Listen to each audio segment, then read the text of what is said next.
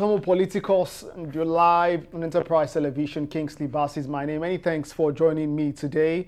Let's discuss some of the major happenings in the country today. I'm talking the country Nigeria, and we would shift attention to the fight against corruption, or if you like, alleged corruption in the country. Well, let's turn attention to what has been trending this past few days: the arrest of the social media influencer and political activist Martins Vincent, popularly called the Very Dark Man. Well, the Economic and Financial Crimes Commission has finally announced or confirmed his arrest. Well, there's been speculations. There was no doubt at some point that he was arrested. At some point it was said it was the police. At some other time it was finally confirmed that it was the Economic and Financial Crimes Commission. But yes, they have released a statement finally confirming his arrest. And they say that this is following several petitions pertaining to grave allegations of financial wrongdoing, which could not be ignored by the commission. The father said that he has refused, before the arrest, to honor invitations, several invitations, and that's why they arrested him. They confirmed too that they had gotten the order to get that done. Well, let's get talking about that. Following his arrest May 2nd, that was Friday, May 2nd, 2025, there were a lot of speculations. Some say, it was because he visited the bank did this.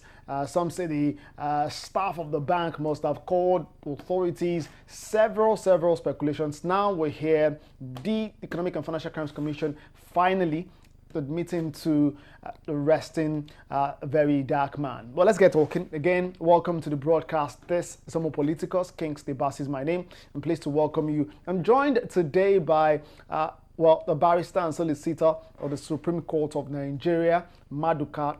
Onwukeme. He joins me virtually today as we discuss this very important conversation. Maduka, thank you so much for joining me. Thank you, Kingsley, for having me. Appreciate that. You see what's been trending with the Very Dark Man. He's gained support too across social media platforms. As a matter of fact, on Monday, May 5, he had some of his supporters storm the streets of the Federal Capital Territory. First, they went to the headquarters of the Economic and Financial Crimes Commission, where it was being held, where it's still being held.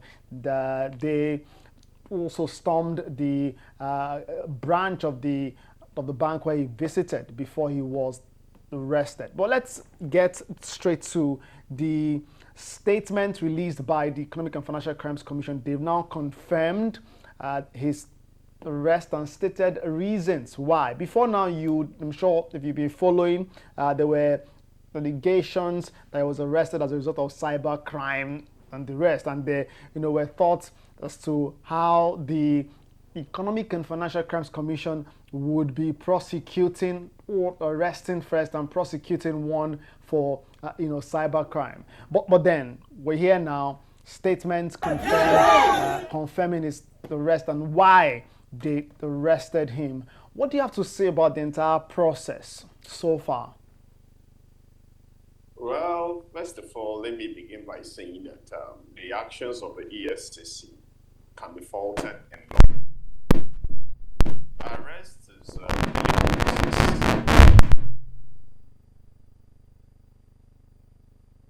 you can't just what happened in the case of Very Dark Man wasn't an arrest, it was an abduction. From the stories we were told, he was hooded, and they said even the DSS arrested him, and then he was handed over to the EFCC. And after his arrest, it took over 48 hours, or almost 72 hours, for the EFCC to say, yes, this man is in our custody. It was an abduction and a kidnap, because ordinarily, when an arrest is made pursuant to the law. Somebody has committed an offense and is arrested for that fact. So you're not doing it based on any personal grudges or anything. And there are procedures for arrests. The person should be informed of the reason of his arrest. he's entitled to bail, and the rest of that. So family members, even access to family members. So the initial silence from the EFCC was quite unsettling. Then beyond that, so I also wonder why EFCC said, because the charges against him are not known. They said they received petitions from members of the public. You don't need an individual's presence to investigate petitions. You said there have been financial infractions or allegations of financial infractions. That can easily be done. That can easily be investigated. You can call for, EFCC has the powers to go through people's bank accounts and for infractions, to look for infractions. And if somebody has said Barry Darkman, committed financial crimes, the commission can as well ask for evidence, go through the evidence of the person. I believe an arrest should be the last step in the legal process and not the first, because what you see is EFCC is struggling to say why he was arrested. No offense. They just said there are petitions. Well, they stated first that they had extended series of invitation to him, but he refused to honor them. When that happens, do they not have the right, to then go after the person who has refused to honor an invitation? You will know that this was a statement they made 72 hours after this man was arrested. In fact, it was a statement they made admitting he was in their custody. So we should even take that with a pinch of salt. So when they say that they've extended invitations over what? What the offense they said this man they are investigating him for is even vague. It's not clearly defined. Basically, there's a difference between saying that there are allegations against you, probably, let's say that there have been allegations that you were involved in some issues relating to abduction and all that. And there are some things I can say that we have allegations that this man is involved in kidnapping. We've investigated, and based on our investigations, we have to bring him in. The statement of the EFCC is vague. Okay, if I ask you, what are you investigating Very Dark Man for? What is it? Is it money laundering? Is it that? Is it cyber fraud? What is it? It's very vague and it's not clear. And for an agency of that level, when you have things get to this and EFCC issues a statement, and the statement is vague, it's something to be worried about, especially with allegations that the process is being politicized, the process at EFCC, powers of arrest, prosecution, and the rest of that.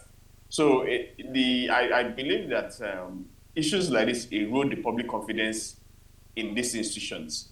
So it's like I said, it leaves a sore taste in the mouth, and I expect that EFCC does, not just EFCC, security agencies do better than this. All right, let's let arrests come after investigations. Okay, very quick. Let's probe further. The statement of the commission, which was, by the way, posted via their official social media handle. And this states, quote, that the petitions pertain to grave allegations of financial malfeasance, which cannot be ignored by the commission. What do you say to this? Is this still vague? They say, quote, financial malfeasance. And that's what I said. The statement financial malfeasance is vague. There's a difference between that we're investigating this man for bank fraud. We're investigating him for, say, hacking people's accounts. At least that shows that you've started something. It's vague. When you say financial malfeasance could mean anything. It could mean stealing people's funds on their bank account. It could mean telling somebody you have a house for sale when you don't have one, and then collecting and then getting payment and not delivering the goods they paid for. It's vague, and like I said, EFCC's mandate is in respect of financial crimes and corruption, or I hope you know. Sure. So a body with such a mandate should be able to state specifically that somebody alleged that this man converted the sum of so and so amount. We have investigated, and that we found out that truly he received this amount of money, and we have extended invitations to him to come and explain why he received this amount of money from so and so person and didn't perform the tax he was meant to perform for receiving that money. And that's why we arrested him. Saying you receive petitions of financial malfeasance, it's vague. Well, What is by law? It's an offense. You arrest people for an offense defined by law. There's no offense of financial malfeasance in Nigerian law. Oh, all right. So, do you sense, from your point of view and from where you stand, viewing this, do you sense that there's some form of witch hunting here? Because this young man has been very vocal. He's at some point several times, dared the Economic and Financial Crimes Commission. He's said categorically, and those clips you can find across social media platforms, his handles, that the activities of the commission are corrupt, and that he has proof, and he's dared them to come after him. Some persons have said, "Oh, this is the commission trying to prove to him that they can do to him what they want to do." By the way, in the statement of the commission, they say that that is not the case, right? And they say the public should allow them do their job. What do you say to that?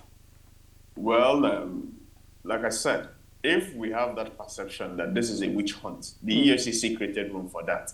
Because like I said, why arrest him in the manner you arrested him? You have to cover his face.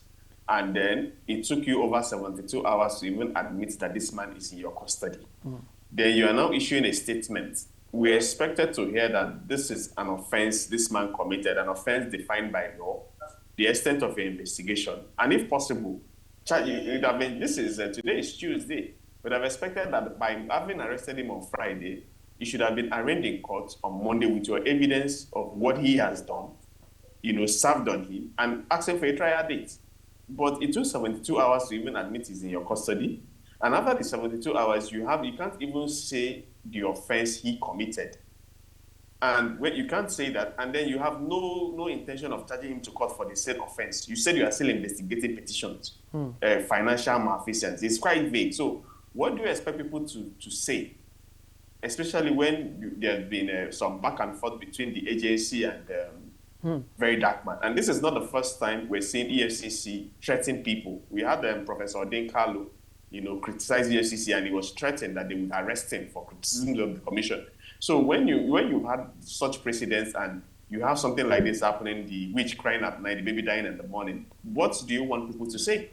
The last statement, the very last sentence in that statement by the Economic and Financial Crimes Commission says, as soon as investigations are concluded, charges will be filed.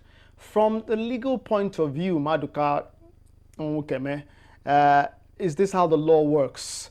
They say as soon as investigations are concluded, charges will be filed. That's not how the law works. If you have allegations against somebody, you are meant to prove it. And if it's even criminal allegations, you are meant to prove beyond reasonable doubt. So you are meant to get your evidence, and go to charge this person to court and prove. There is no provision of the law where you hold people down and you are investigating. You arrest them, and even where you have some provisions that allow for remand orders, there are specific limitations to that. You have a situation where this person being outside, they might likely tamper with evidence, they might likely intimidate witnesses and the rest of that. That is only when you can have such a situation and you say you want to hold them first and you conclude. And even before you do that, you have to show, before you get court orders to remand people, under the provisions of the law, you have to show that you have at least done some bit of investigation and there's some prima facie case against this person. This is what you're investigating him for. And so you now need him to be kept for you to conclude your investigation within a given time, 14 days, 30 days, as the case may be. And within that time, you must conclude. If you don't conclude, you have to release him or apply to the court and say, this is the reason why I've not concluded. So what I'm trying to tell you is that the EFCC itself is not a lawless body. It was a body created by law, and it's meant, and in many cases, the court has said they must obey the law in their operations. all their duties, whatever they carry out, must be seen to be lawful. Otherwise, the court will say you've not done well and can invalidate whatever you've done. Well, in closing, just before we let you go, what does this mean for the fight against corruption in the country? Because that's the primary mandate of the Economic and Financial Crimes Commission, right? And then public trust. On one side is their mandate, on the other side there's public trust. That the public trust what they are doing, trust in the process, and indeed supports the job that they are doing. With what they've done, do you think that this would further erode public trust or revive it? Well, as it stands, there is no public confidence in the EFCC. In fact, in most of our institutions, you should know that. This is a very dark man. People like him, characters like him who come up and become public champions for accountability and anti-corruption. Those people came up due to the gap created by the failure of our own institutions to hold people accountable. So you find out that people protesting over the arrest of very dark man say he is more effective than the EFCC, the police, and our courts in giving justice to people. It takes me saying, very dark man, somebody's owing me, or somebody has treated me wrongly, or a bank stole my money, and he puts it on his platform, and justice is served. So you now have a situation, those same institutions that, due to their failure, people have to rely on very dark man, justifying to the public that, oh yes, we have failed, we can't even protect you. So that even the people who have come up as public protectors, we go after them. It is not them. It's not good for the image of the commission, like I said.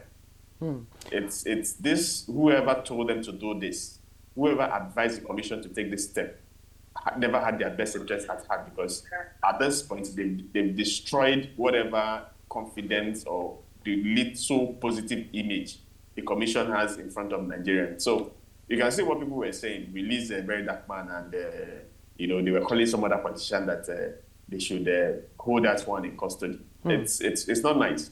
All right. Maduka Onwukeme, barrister and solicitor of the Supreme Court of Nigeria, I'd like to thank you so much for being a part of the show today and for sharing your thoughts on this subject matter. Much. Appreciate that. Thank you for having me, Kingsley. Thank you. Yeah, have a good one. All right, there you go. That's the conversation today. No more Politicus. You can stop by the comment section. Let's know what you have to say regarding this. We'll continue to follow this matter and see what happens. Just to let you know, the Economic and Financial Crimes Commission did say too that, he's been granted bail and they're waiting for him to meet his bail conditions. We would get to this even closer, even further, and get to hear from his legal representatives and get talking about this some more in coming days. In the meantime, let's go fetch you some more development. Some more Politicus today, and that's that. Again, stop by the comment section. Let me know what you think. I'll be reading, I'll be watching, and of course, commenting and replying your messages. Kingsley Bass is my name. Until next time, please be safe, and God continue to bless the Federal Republic.